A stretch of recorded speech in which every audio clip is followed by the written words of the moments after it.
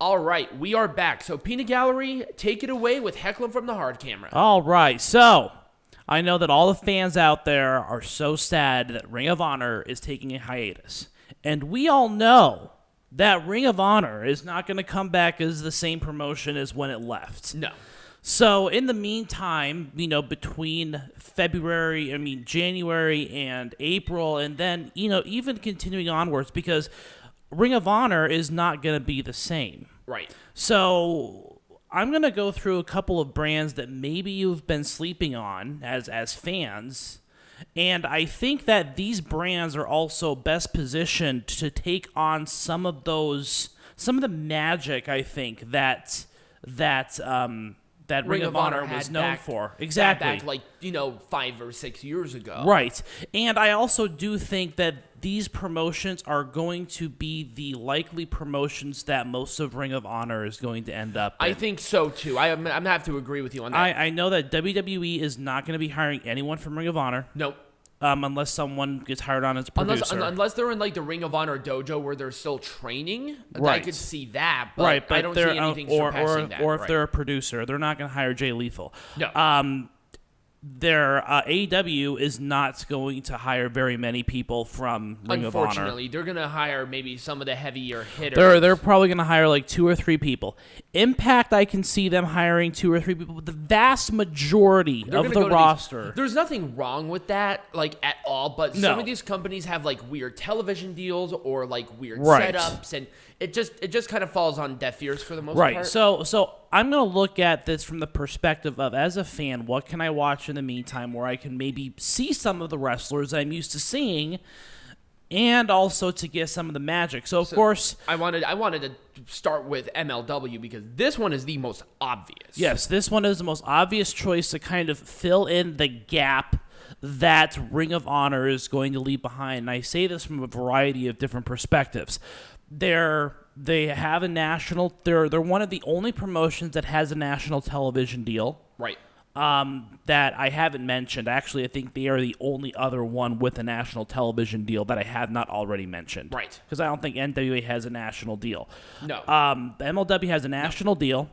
And I think that financially, because they're a growing promotion. I think they're financially independent, but the person who backed MLW had a lot of money and a lot of interest. So they have the, and they also have the need for it too. They obviously are expanding their footprint, and they're looking for some more stars. Well, with Ring of Honor going away, that's going to leave a very large vacuum of pro wrestling just kind of there. And I think that MLW also provides some of the flavor that Ring of Honor is known for. I get a Ring of Honor vibe with them, and I think they are the closest to that Ring of Honor vibe. And I think that, even I'm not going to speak on behalf of Tiger Hype, but I think that we would replace Ring of Honor with this. Yep.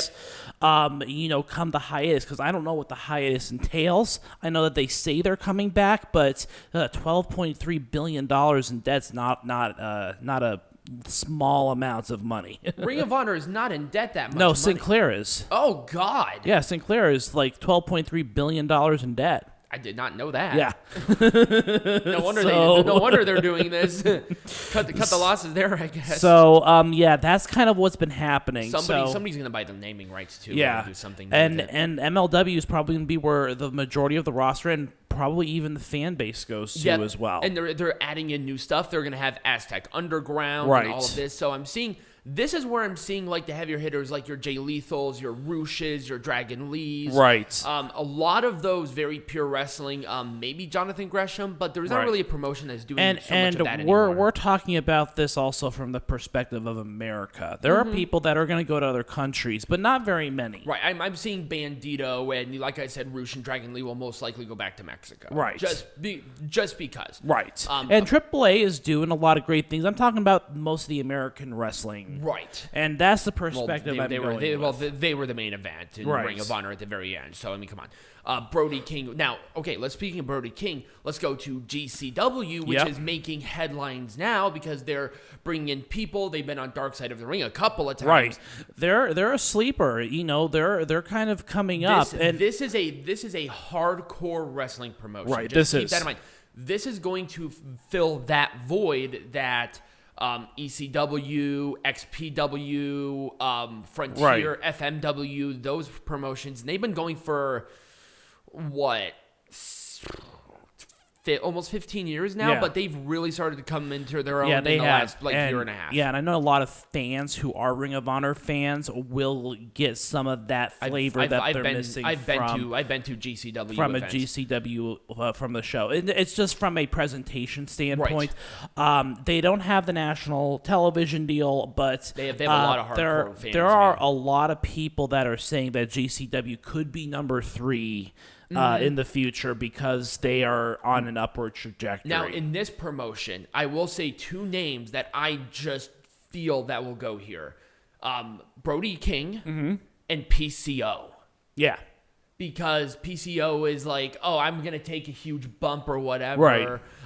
If he doesn't just end up retiring. But I think he's in good enough shape to at least continue on. Right. But maybe a lot of the smaller guys will be going to GCW other than those 2 because of their styles. Right. So Homicide and Chris Dickinson will most likely go to GCW before they go to your Impact Wrestling. Right. Right. Yeah. All right. Let's move on with Women of Wrestling. Okay. So hold on while we're struggling. There we go. Here. Got it. Okay, we're good. Women of Wrestling.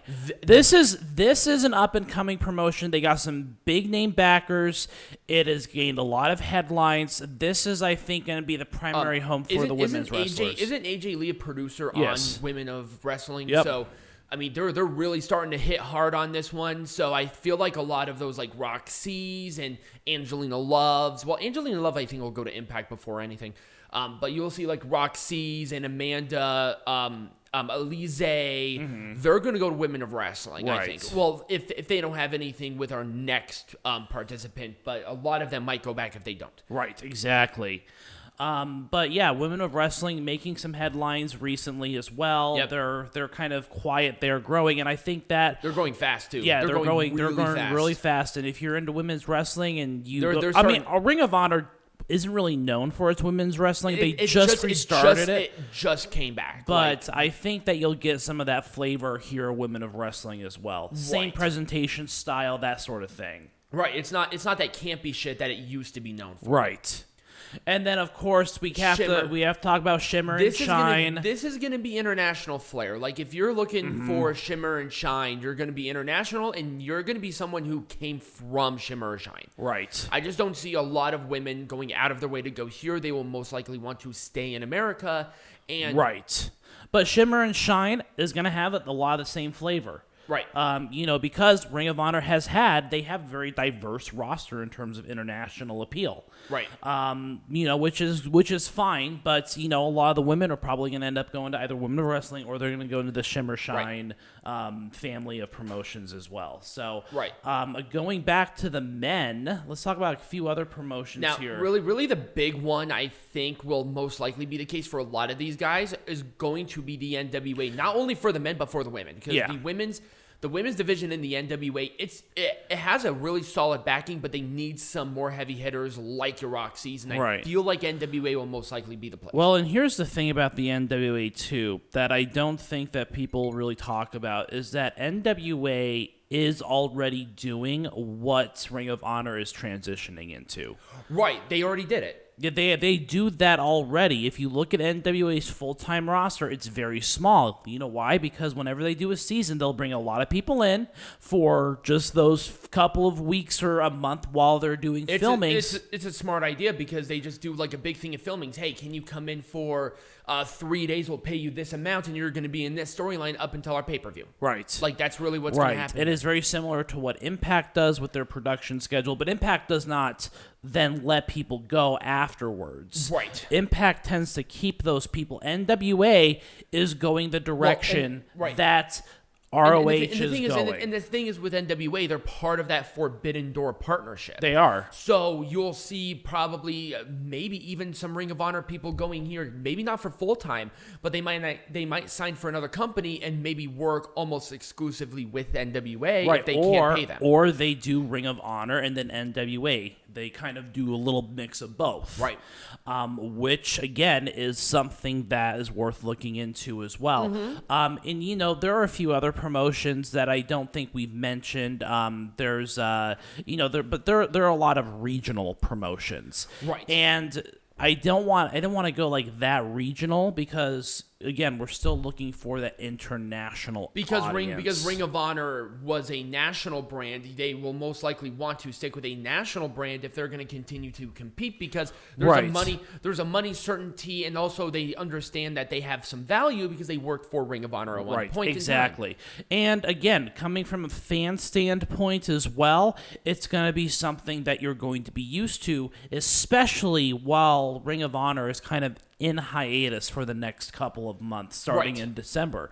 And that's kind of what I wanted to talk about, too, was just that, for coming from a fan standpoint, we are going to be missing out on some wrestling. I don't know how... I think this will be a discussion when we come back in 2022 on... Not only this, but, you know, like different shows, super cards and stuff, because a lot of them are doing that. Right, and I think that we'll experiment now with some different promotions and kind of see what's going on. Yeah, what takes that place, at least in the meantime. Of course, I love going back to Ring of Honor, but I just don't know what Ring of Honor is going to look like coming out of this, if it even exists at all. Right. Awesome. So I really don't have anything else to back on that. So when we come back, we're going to be talking about the history of Power Struggle. All right.